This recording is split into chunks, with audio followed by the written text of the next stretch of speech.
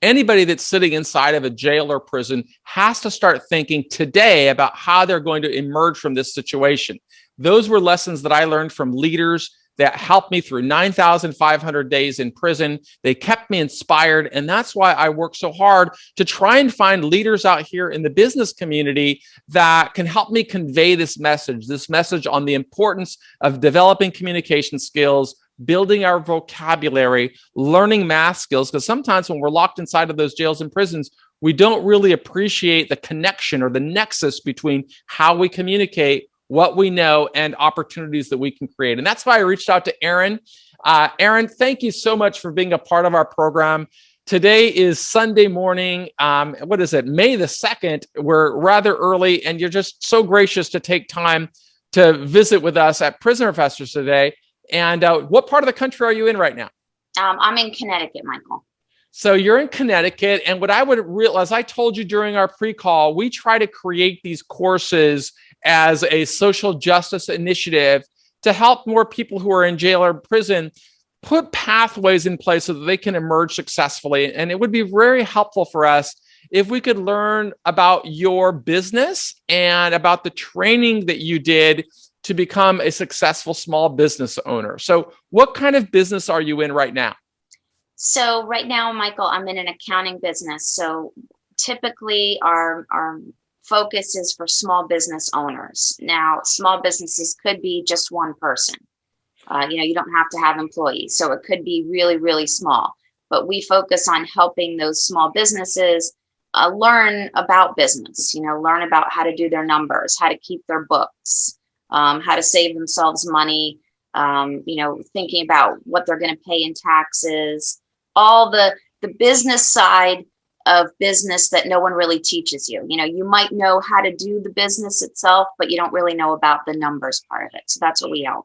And certainly those skills would be incredibly important regardless of what kind of business I'm in. I might be a landscaper. I might be a painter. I might be a mechanic. I might be a digital marketer or something along those lines. Regardless of what we're doing, a person definitely needs to understand the importance of good bookkeeping and good record keeping. And so I'm grateful to you for helping us understand these different concepts today. But why don't we get a little bit, we've got about an hour to spend together, and it might be helpful for our audience to learn a little bit about how you got into this venture. Did you grow up in a business related family that influenced you to want to become a bookkeeper or an accountant? No, not at all, Michael. I grew up in a community. My whole family really was in medical, nurses, and an electrician. So no one was into numbers or anything like that.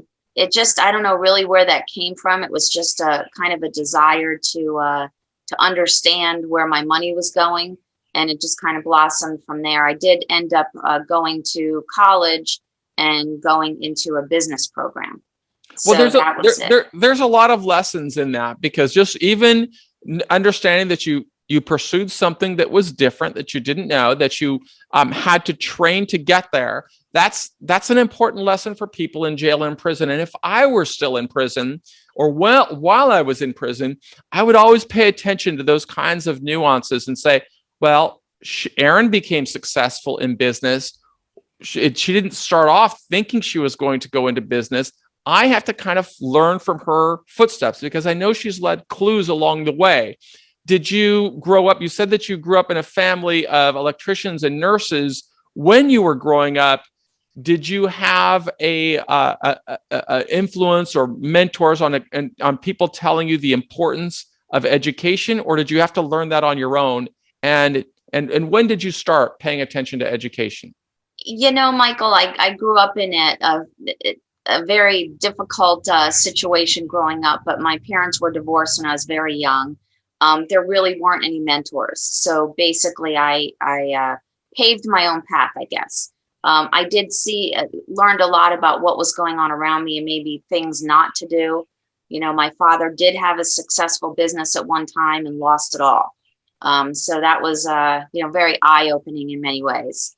But no, I think, luckily I had some probably very good teachers along the way who, just kind of piqued my interest. And I wanted to not be in the situation I had been in with my father. I was in college all of a sudden thinking that, this is great. I'm going to have college, be able to successfully get through it, and then find out about, early on that all of a sudden no one's going to be able to pay any bills for me because the money's gone. So very eye-opening.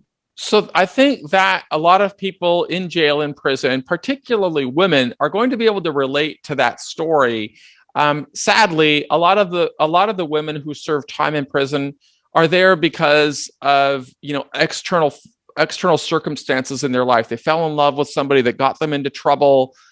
Some type, they were around substance abuse. They didn't have proper guidance.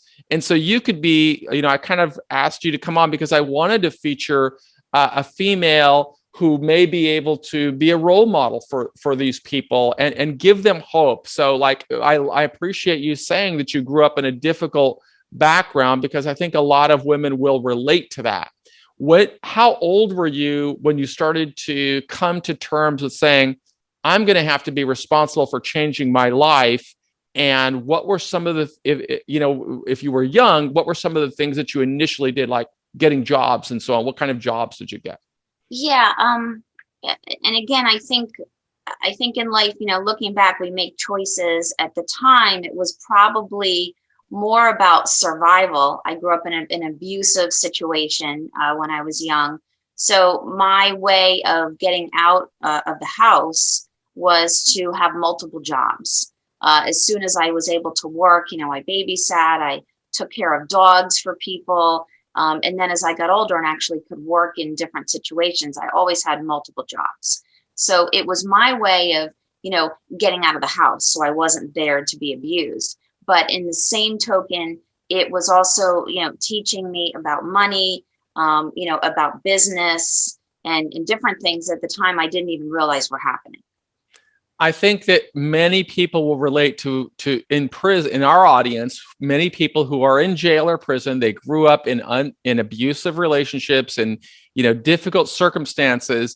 And that's why it's so crucial to realize we have to learn how to depend on ourselves and develop skills. You said that you decided, I'm going to change my own life. Do you remember your first job and where it led? Yeah, I mean, my first jobs were just babysitting because that's all I could do. No one would hire a young kid. So it was just, babysitting. And basically I put a little ad, back then we had little community newspapers. So, just a little ad saying, listen, if you need any babysitting, and I had references from other people I babysat for. So, I had a really good babysitting business going, really early on when I was young. It was good. And then, people that had kids had pets, so they'd go away and they need someone to watch the pets. So, it really was good. And then it gave me, number one, it got me out of the house, which was the only thing I was focused on. But number two, it gave me money. And now that I had my own money, I could buy different things. Of course I was young, clothes and stuff of that nature, but it did give me independence. So very salient point there for anybody watching this in prison. We focus a lot on the importance of developing communication skills, developing writing skills, developing critical thinking skills, and developing math skills.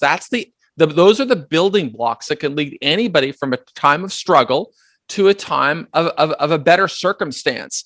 And what I just learned from Erin are really examples of each four of those. Remember, she said that she had to write an ad. She had to learn how to sell herself. And what are the building blocks that we use to sell ourselves? They're just putting words into sentences. This is what she offers. This is what her rate is. She spoke about accumulating money. How can you be thinking today, what skills can I develop that will make me more effective and create more opportunities?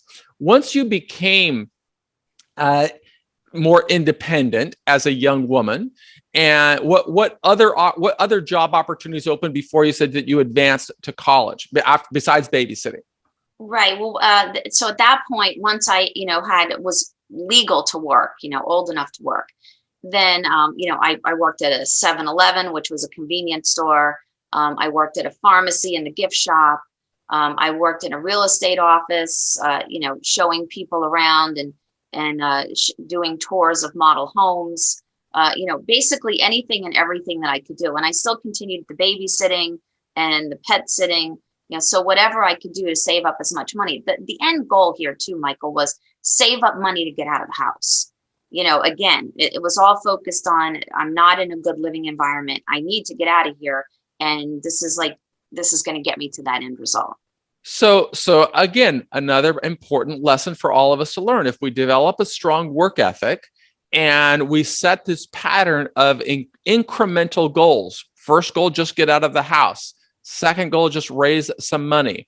Third goal, it sounds like the jobs that she created took on increasing levels of responsibility. So it's building this incremental track record that opens new and more prosperous opportunities for us as we grow. Sadly, many people who live in jail or prison think these types of entry-level jobs are beneath them, and so they don't want to take it.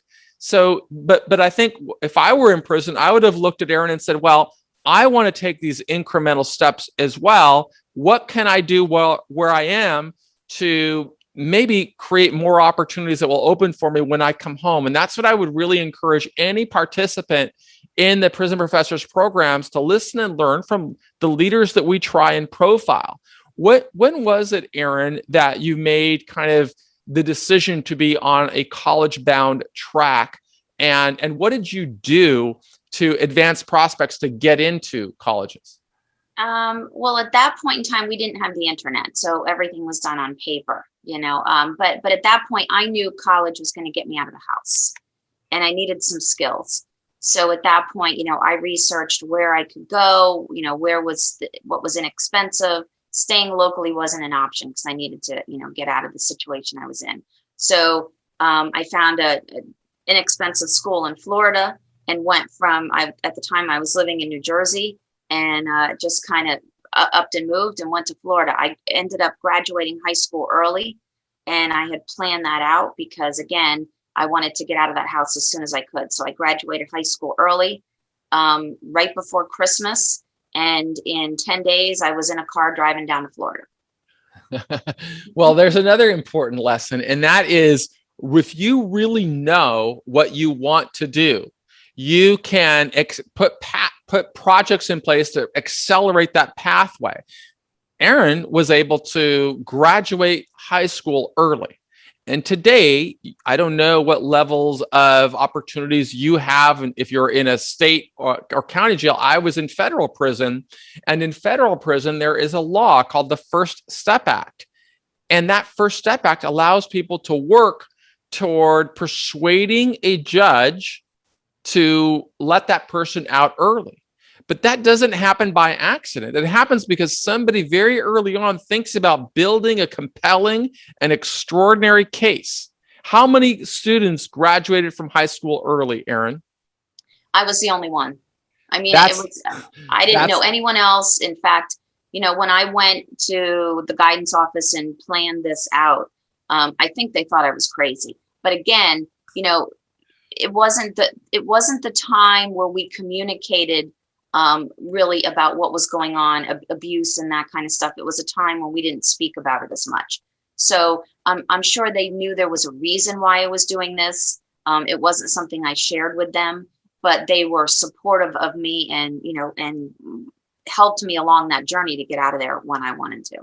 And it was a story exactly like what Erin just told me that inspired me to want to change my life when I was locked inside of a prison serving a 45-year sentence. I remember being inside of a jail cell, just like everybody in our audience is inside of a jail cell, and realizing I hate where I am.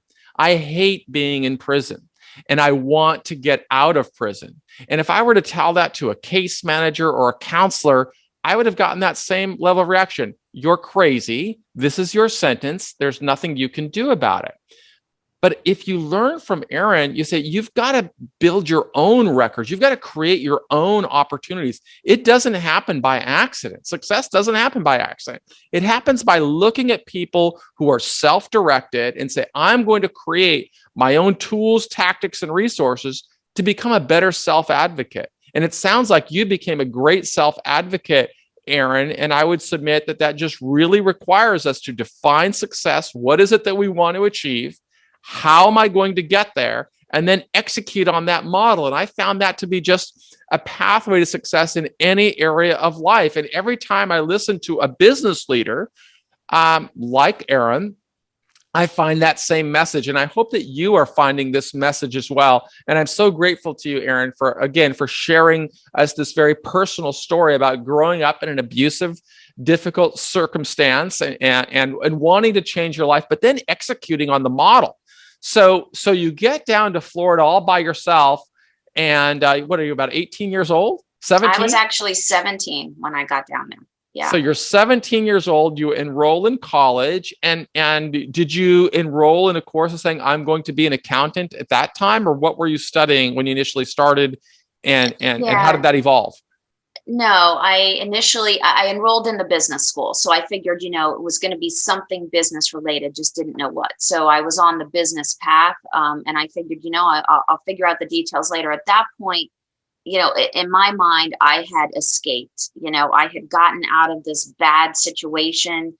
And I was just as happy as could be. I would have been happy wherever I was, just because I was out of the situation I was in.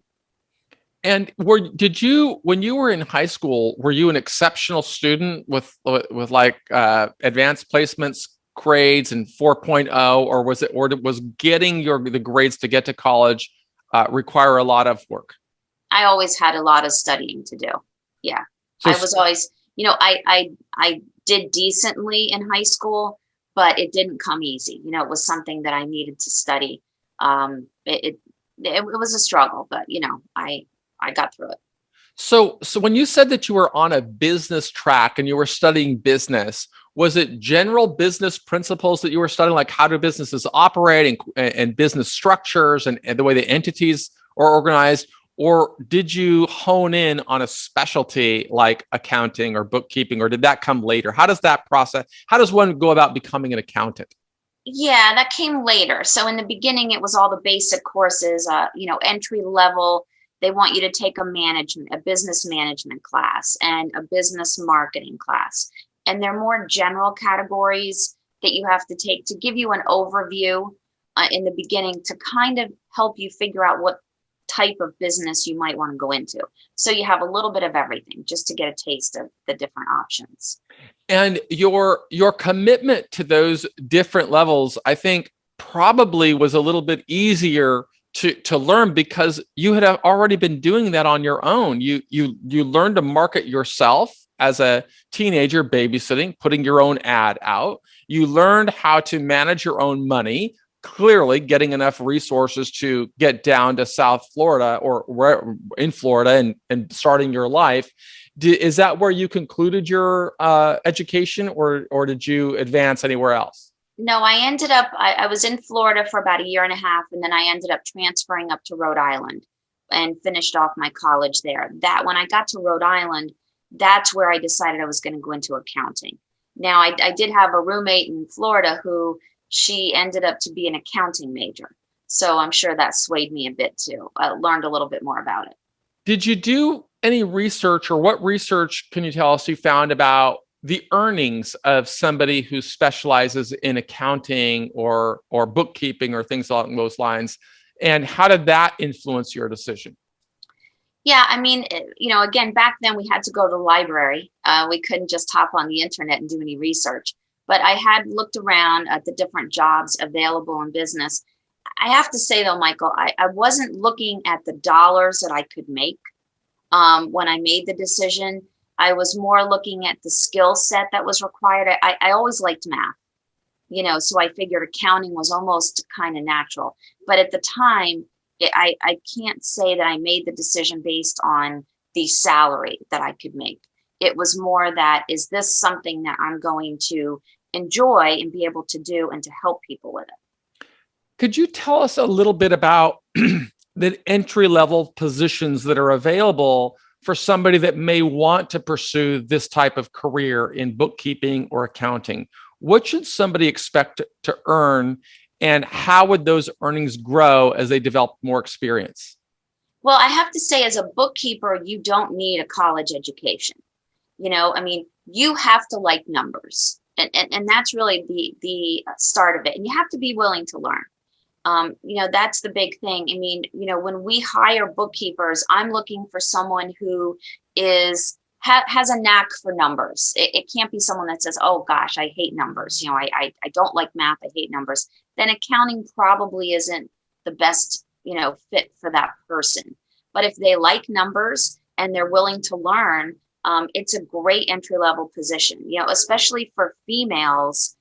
Bookkeeping tends to be that kind of position where it doesn't have to be a full-time 9 to 5, and you don't have to go into a physical office. It can be done remotely. You get the kids to bed, you can do it at night. It really fits in well to that scenario. And how is this a skill besides just really developing strong reading skills, strong writing skills, strong math skills?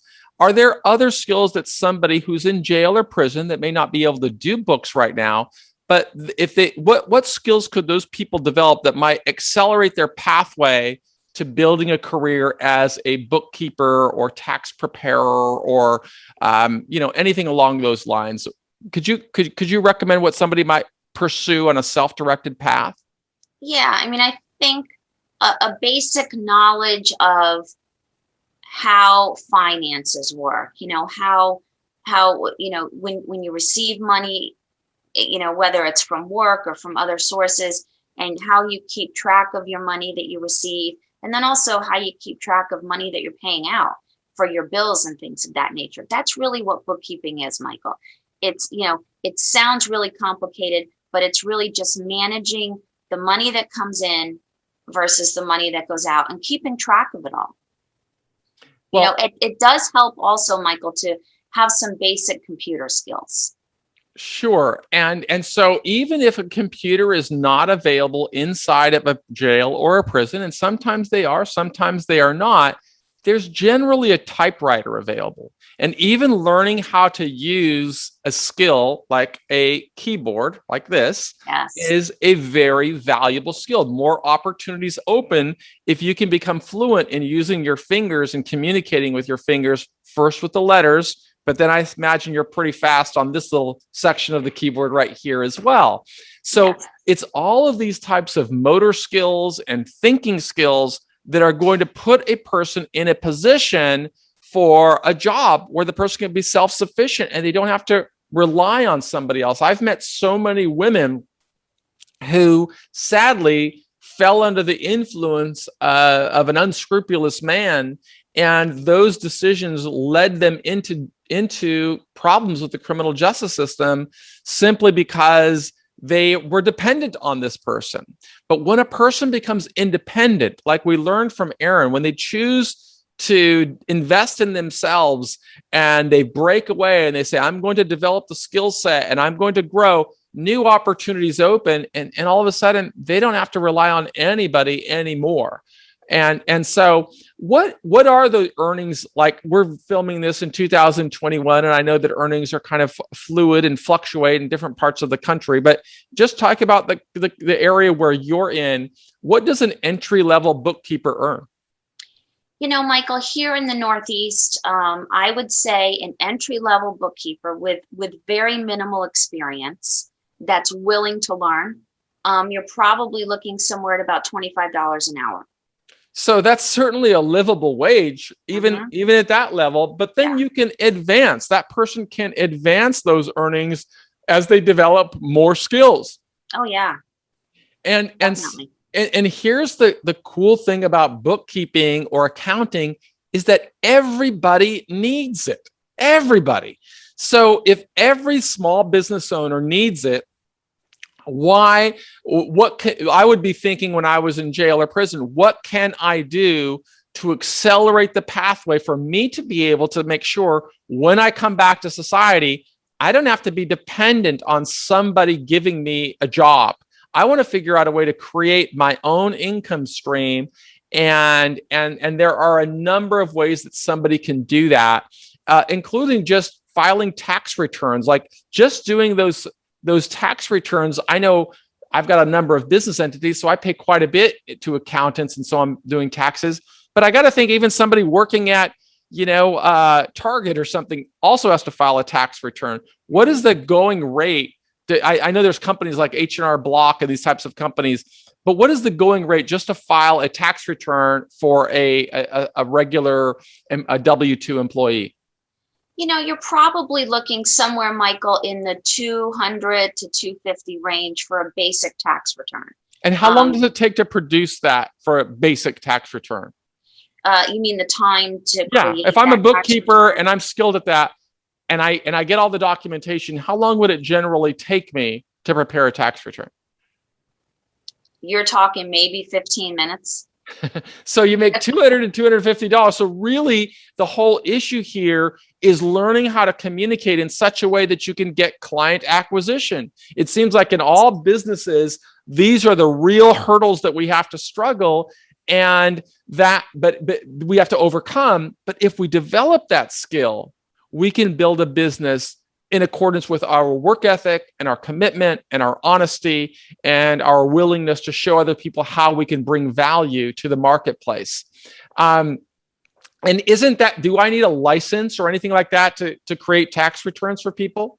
You don't. There's certainly licenses that you can get, but you do not have to be licensed for bookkeeping. You don't have to be licensed for tax returns. There are many courses out there that people can take on their own, kind of self-study. But no, you do not have to be licensed. The other important lesson to learn here is to think about, well, why, if it only takes 15 minutes to file a tax return, why would I pay somebody $200 an hour? Well, here's the reality as I experienced it. If I run a small landscaping company and I've got 5 employees, and I charge so much per day for my work, I've got to be out there working. I don't have time to put those books and records together. I need a professional. And although Aaron can snap it out in 15 minutes, it would take me, somebody who doesn't know all the nuances of filing a tax return, maybe 6 hours. And I would be worried, did I do it right? Did I miss something? That's why we look for experts. And you may want to think about this if you're inside of a jail or a prison and you're saying, I don't want to be turned down for jobs. I want to learn how to create my own jobs. And it sounds like that's something that you eventually did, Aaron. You said that you graduated college. Tell us about your career trajectory. Did you start off opening your own business, or did you tell us how that evolved? Right. No, I did not. I went to work out of college. I went to work. I needed to graduated, was looking for an accounting job, and ended up in a couple entry level positions for jobs, and didn't, was kind of getting my feet wet, I guess you'd say. So was learning how they do things. They were corporate level jobs, so it was something that I wasn't really interested in. But again, I was going through the path. So went through a couple jobs, ended up getting a side job where I was helping do taxes and bookkeeping from somebody, and was doing that at night on the side. And that's really what sparked my interest. And I thought, I could do this. So I did that for about 2 years. So I'd have my day job during the day, and then at night I would do this other job on the side. And then, one of the market crashes came. My job was downsized at the time where I was working, and didn't really like the new job they were giving me. So I made the choice of going out on my own. I thought, let me take these skills that I've learned, the communication skills, the accounting skills, and everything like that, and let me translate that in, and let me see if I can make this work. Number of very valuable lessons there for anybody in jail or prison. Some of the cool things about when you develop specialized skills like bookkeeping or accounting, a lot of times you could have this work from home environment. And I know how valuable that is for women who have children that they need to take care of. If you can work from home, just think that you can work any day that you want, any hours that you set. Your only responsibility is to make sure you get the job done. But you can get the job done on your own terms. All you need is maybe a piece of paper, a pen, and a calculator. But if you want to be more efficient, you probably need to learn how to use Microsoft Excel or various software programs. And I know that there are a lot of software programs out here today that somebody like you would know how to learn, but I don't know how to learn. Could you give us some examples of some of the software that makes bookkeeping and accounting more efficient? Yeah, I think the key things that the key programs in use right now, Michael, are Microsoft Excel that you mentioned, and then there's a QuickBooks, which is put out by Intuit. That's a bookkeeping program. Those two are, I would say predominantly the ones that are used in the bookkeeping industry today. So there are standards in an industry, and what is the learning curve that it takes to learn each of those different software applications? Michael, it's kind of learn as you go. The good thing about bookkeeping is it's very repetitive. So when you get out there and you get your first job, the person that you're working for, they're going to show you what they want. You want to get that good mentor who's going to kind of walk you through. They're very easy to learn. They're not difficult programs. And like I said, it's very repetitive. So if you do it over and over, you pick it up really quickly. Even if it's a person who doesn't have a lot of computer experience, in a couple of weeks after using those programs, they'd be a pro. Such incredibly encouraging information for people who want to take the time to invest in themselves. But even though she said you could become a pro in a couple of weeks, in a couple of years, you'll be a master. And the sooner you learn the more you challenge yourself to read complicated material or understand the fluency and the language of business, the more sense this is going to make to you. The more you spend time on a keyboard, learning how to use a keyboard, the faster you're going to be able to use these programs. The more you understand just basic arithmetic, subtraction, addition, multiplication, division, those skills will help you recognize errors and so on. What about other concepts that may result from knowledge in the bookkeeping space, such as understanding taxation or business formation or other upsells that a bookkeeping might firm? Do you specialize or do you offer any services like that in your business? We do, Michael. I think as the bookkeeper, it's important to keep your boss, let's put it that way, and you might have multiple bosses if you're a bookkeeper, but it's important to keep that person on track. So you're the one who's going to gather receipts, and you're the one who's going to keep that business organized. So really, that business owner is out there doing their thing and making money, and you're the one who's responsible for keeping track of everything so that they can pay the right amount in taxes. If they're not keeping their receipts, they don't really know how much they spent. They might be paying more in taxes. So as the bookkeeper, you can really help that person who you're working for. You can really help them make sure that they're not overpaying in taxes, make sure that they have all their receipts in case there's any questions down the road. It's really an important piece that you can really help a business owner. And there's a great lesson right in what Erin just told us, and that I certainly would have learned while I was incarcerated. It reminds me of a saying from a famous motivational speaker that helps the sales community. His name is Zig Ziglar, and he used to say, if you can help somebody else get everything they want, you can get everything that you want.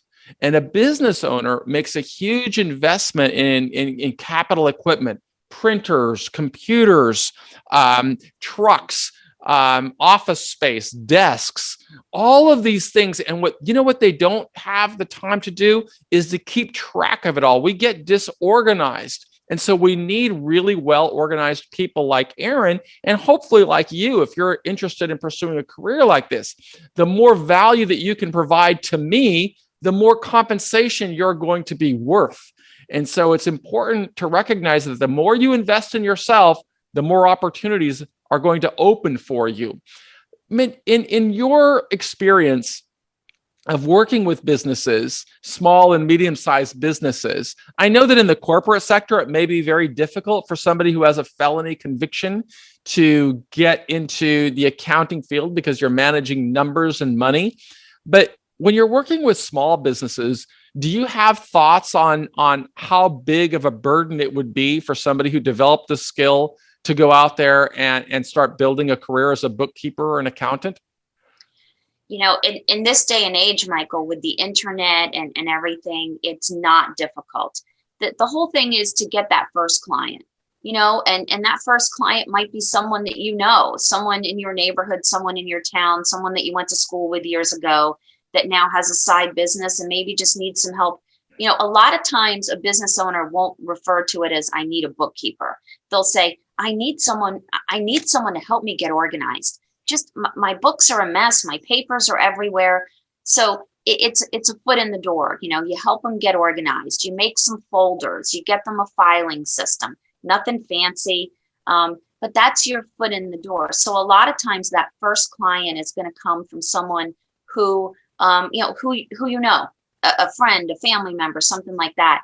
That's where you're going to get comfortable. You're going to get some experience underneath you, and then you're going to go from there. But business owners like to tell other business owners that they're happy with somebody.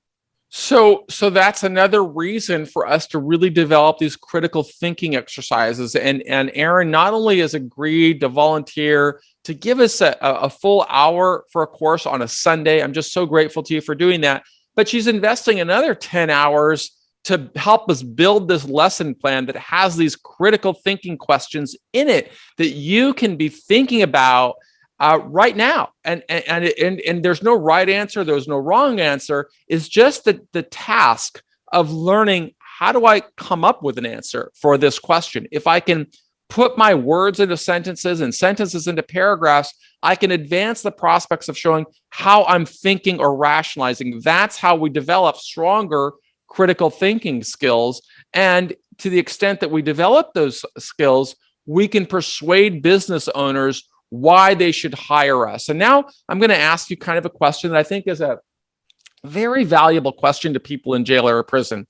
Right now, you've got your own practice, and I got to assume that means you've got to go out into the marketplace and try to find clients. Is that right? Absolutely. When you have a business, you're constantly bringing in new clients because, let's face it, you lose clients. Clients pass away, clients move, and maybe clients just aren't the right fit for you anymore. So yes, marketing is a forever thing. Yes. And let me just, I'm building up to a more important question, but over the past, say, month or say 2 months, how many new clients that you didn't know before have come into your practice? And I'm not looking for a specific number or trying to get too personal. Just give us an idea of what that would be. Over the past, say, 3 months, how many new clients have come into your practice? Over the past 3 months, I would probably say, you're probably looking around maybe 10 to 15. So 15 brand new clients that you didn't know and that they didn't know you 3 months ago. Is that right? That's correct. Yep. And how many of those 15 clients asked you if you have a felony background? None. How many of them asked you if you've ever been in jail or prison? None. How many of them asked you to provide a criminal background check? None. So all of those, somebody who's come out of jail or prison, if they had developed the skills and if they could solve the person's problem, those could have been resources that they could have earned. Is that right? Absolutely. Absolutely. No question. And I did not coach Erin on that. I didn't ask her to give me the answer I wanted to hear. These are just facts. People really want to solve their problems. They're not so interested in your background. They have a problem. They want to solve the problem. And if you can solve the problem, here's the fee. Let's solve the problem and move on. And the sooner you start thinking about that, the sooner you can break free from that ridiculous notion that, oh, I'm a felon, I can't do something. And you see us profiling people on this program every day that have achieved remarkable levels of success, primarily because they think differently. There are many people who grow up and struggle in abusive relationships and situations they want to escape. But instead of crying about it, they follow the Aaron path. And that is, what do I have to do to break free from this? How hard do I have to work? Even if somebody thinks I'm crazy, what do I have to do? And then they execute on a plan and they build their own life. And they put themselves into a position where they can bring even more value to the marketplace. For example, right now, as we're filming this, we're kind of coming, I hope, to the tail end of this pandemic. But there have been trillions of dollars that the government has released. In what ways has your accounting or bookkeeping background put you in a position to help more small and medium-sized business owners and entrepreneurs take advantage of programs that they didn't understand? Yeah, I think a lot of the programs that are out there right now, business owners needed some help with this pandemic, but they didn't really know where to turn. So, I did a lot of education and taking some classes on just learning the different programs that are out there to help small business owners. So a lot of what we do is education for business owners. Listen, they may not end up, using us for a service, and that's fine.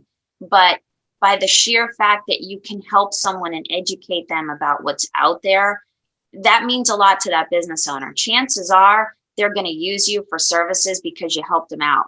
And at the end of the day, sometimes it's not always about, okay, well, how can I translate that into money I can make? But it's helping someone through a rough time. So that's what we did through this last year of the pandemic. We helped a lot of businesses, and a lot of business owners had friends. Their friends or other business owners. That's why, when you go into accounting and if you work with small business owners hang out with small business owners. And that's where your referrals are going to come from. That's where your other clients are going to come from. So the more that you can be that person that they see as a help to them, not so much the bookkeeper or the accountant, but you're the person that helps them, they're going to pass your name along just like they would their doctor or their dentist. You help them, and that they remember that for years. And if once you develop that factor of, I know you, I like you, I trust you, I'm going to turn to you as my bookkeeper to help me solve a lot of problems. For example, not only we spoke about organizing the office, we spoke about the importance of putting good records together to manage our taxes. We talk about the more we educate ourselves, the more we can take advantage of new opportunities, whether it's a government program or I want to get a loan or I want to perhaps structure a new business entity. I'm going to turn to this advisor to help me understand what are my options, what can I do? And that's a valuable service that we should be thinking about. So that should influence a tremendous amount of things. But you just mentioned something, Aaron, that I think is just really requires me to elaborate a little bit more on. And that's the people with whom you choose to associate. In building your business, Aaron, I heard you say that referrals are really important and you connect with small business owners because they have friends that are small business owners. How much of your business comes from these referrals of current clients or past clients? 100%, Michael. 100%. And let me just tell you a quick little story. So it was about, I guess we were about in the fall of last year. And, we were looking for some new clients. We were just, we needed to bring on some more clients. So I reached out, text messaging is a great way to market. But I reached out to some of my good clients who I knew had a lot of friends. And I texted them and I said, listen, if you know of any other small businesses who could use some bookkeeping or organization or some tax help, could you please, pass my name along? Really, really would appreciate it. I have to tell you, we did that. And in about 2 days, we had 5 new clients. So it works. It works, but it works in a manner that people should be relating in prison and jail. How does that relate to my life and what I am doing? And I can only tell you what I would have learned while I was in jail or prison. You see, jails and prisons are filled with negative influences.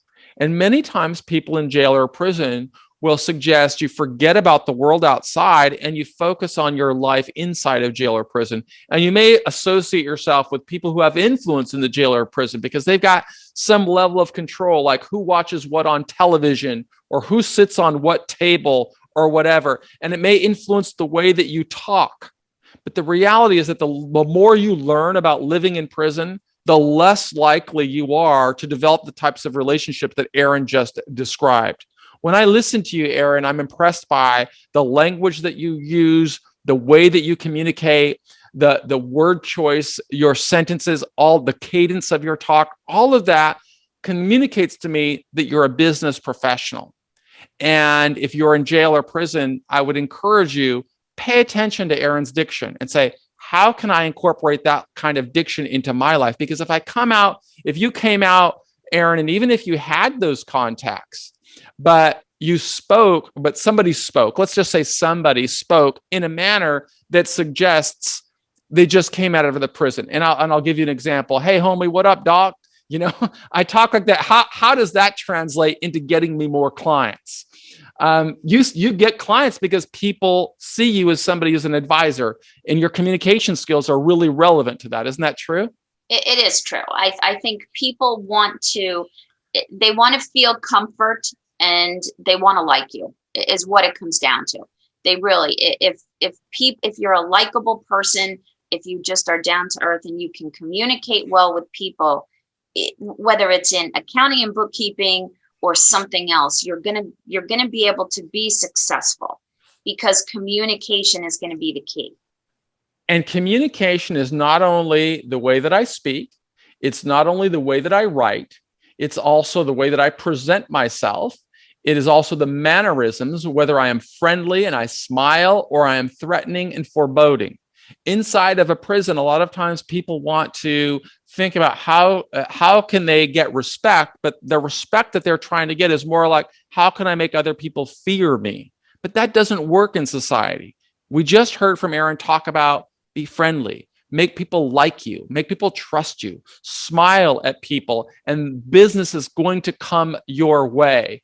And you gave me a story. I'm going to give you a story because one of the passions that I have is helping people in jail or prison understand how the critical thinking skills, again, how every single decision relates to what I'm going to become and what opportunities. We heard Aaron tell us that. She started out in babysitting. She accelerated to 7-Eleven. She moved forward to work for real estate and selling and showing homes that are worth north of $100,000. And people are trusting her and encouraging her to do that. That happened because of all the communication skills she developed, how she spoke, how she dressed, how she walked, how she smiled, how she gestured. All of these are soft skills that we have to develop, and we have to repel these skills that other people learn inside of a jail or a prison. And if we can do that, we open new opportunities. And Aaron, here's the story. Man, that long prologue. I was teaching a course inside of a prison. This was before the pandemic. And a young man asked me, well, what can you do for me when I get out of prison? If I get out of prison, I said, well, what would you like me to do for you? And he said, I'd like you to get me a job. And I said, I can get you a job as long as you make 100% commitment to living as a law-abiding, contributing citizen. And the person said, well, I still want to be a gang member. Exactly. That's the relationship we get from the business community. You laugh at that because it just shows if that's your level of critical thinking skills, you don't belong here. And he doesn't understand why. And the relationship is, I don't really blame him. I kind of say that's the system, because the system teaches people how to fail. And I'm so committed to bringing on leaders like Aaron that can help me disrupt that mindset and show people there's a better way. And a better way is to don't think about me. Yeah, maybe I want to be a gang member. Maybe I grew up in a gang-infested neighborhood, or maybe everybody in my family was a gang member. But what I have to be thinking about is the other person. What are the people I'm going to encounter going to be thinking about? If I'm an employer and I'm a gang member, I might cause fear in my customers and they'll stop coming to my business. I might cause fear in my employees and they won't want to work here. I might bring other gang members to come scam on my business and figure out how are they going to rip me off. And so I'm going to lose an opportunity. So it's really important to learn all of the lessons that we just learned from Aaron and think about how can I incorporate those lessons into my life. And Aaron, I'm going to recap all of this with relating it to our course so that people can really understand and appreciate the value.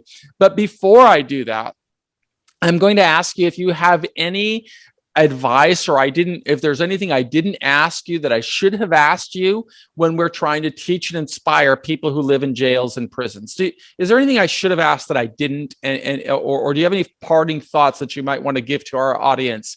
Many of them are people who came from difficult backgrounds and society wasn't always kind to them, but they got to learn how to invent themselves. Any parting thoughts or wisdom? I think that the one thing that I recommend, it's key, is that they've got to find a way to make their own money. You can't rely on someone else, because if you're not in the driver's seat, you're always going to be beholden to somebody else. You've got to find a skill. You've got to find a way to make your own money. Whether you're married or in a relationship, you've got to be able to support yourself financially. I think that's so important, because if you're not, you may end up, relying on someone and being in situations that you don't want to be in. There's so many career paths out there that you can really make very good money, Michael, and you can be in charge of your hours. You can work remotely in some cases, and you can be successful financially. It's just figuring out what it is that you really enjoy and want to pursue. Well, I really respect you and appreciate your commitment to social justice. When I reached out to you and asked you to share your story with our audience, I know that was a big ask. People pay you a lot of money for your guidance and your advice, and yet you volunteered. And so on behalf of our entire community at Prison Professors, I want to thank you for your generous volunteer of time and energy and commitment. But I want to recap it, if it's okay, of how your story really validates everything in our course. And I'm going to share, you don't know this course, but I'm going to tell you what it is, Aaron. It's number one, in our course, we tell people that if they're going to overcome a struggle, it all starts with defining success. And in your story, you told us how you define success. You didn't like where you were, and you didn't complain about it. You didn't cry about it. You did something about it. And that's a lesson for anybody in jail or prison. She did something about it. She graduated high school early. She accumulated the credits to get there. She defined where she would go to school, and then she accelerated her life. 2, she set very clear goals, values, and goals. Those goals were get good enough grades in high school, identify a school, get a degree, get experience, provide value to the marketplace, be independent. If you're in jail or prison, how can you apply this to your life? Define success, set goals. 3, you got to have the right attitude. And that attitude is 100% commitment to success. Didn't we hear that from Erin? She expressed the importance. I just want to get out of here. I'll do anything. Any place I go, I'm out of here. This is what I heard. What did you hear? And how can you apply that lesson to your life? Number 4, it's 4, is aspiration. You've got to see yourself not as somebody who's stuck inside of a jail cell, but where do you want to be? What do you want to become? We heard Erin say that even when she became an accountant, a college graduate, she worked in the corporate sector and she realized she wanted something more. She wanted her own business. She saw herself as an entrepreneur and a business advisor. 5, you got to take action. What action steps are you taking? And if you tell me I'm in jail, there's nothing I can do, remember that situation may be good to tell yourself if you want to lie to yourself, but I was in jail for 9,500 days in every security level. And I can tell you there was always something I could do. And I would always be taking action based on lessons I learned from leaders like Erin. That's 5. What's 6? You got to hold yourself accountable. You got to set these goals with timelines and say, either I hit it or I don't. And it's okay to fall off. But when you do, you get back up and you figure, what can I do? Because you've got accountability logs. 7, you have got to keep your head in the game at all times. Erin did that. She figured out, what can I do? Started with business, refined her scope into accounting and bookkeeping when she was in Rhode Island, built a series of businesses around her, created more value in the marketplace, and the world became aware of her. You just heard her say all of her business comes from referrals. The more you invest in yourself, the more community is going to invest in you. You got to be authentic. That's number 8, meaning you've got to be very clear about what you're doing. Don't talk about it, be about it. You can't fake being a bookkeeper. Either you know how to do it or you don't. She can knock out tax returns in 15 minutes. That's because she's a master at what she does. You, as somebody in jail or prison, might want to be thinking, what can I do to be the best in the world at what I want to do? And if you can do that, you can solve other people's problems and you can move beyond the injustices of mass incarceration. And you got to celebrate every achievement along the way, whether it's learning how to do math better, write better, speak better. All of those are little achievements that have a huge role in influencing your success. And then finally, you got to show your appreciation. And I just want to express my appreciation to Erin for taking this a Sunday and speaking with our community. And you didn't have to do that, and you did it. And I'm just so grateful to you. We couldn't produce this program without leaders like you. And I want to express my gratitude to you, and also for writing the lesson plan around what you've done. So, Erin, thank you very much for being a part of the Prison Professors. You are now an honorary prison professor. Well, thank you very much, Michael. I am happy to help, and I hope that what we've talked about today can really make a difference for somebody. The cool thing is that when people go through these programs, they not only develop skills, but it's real-time learning from a real live business leader.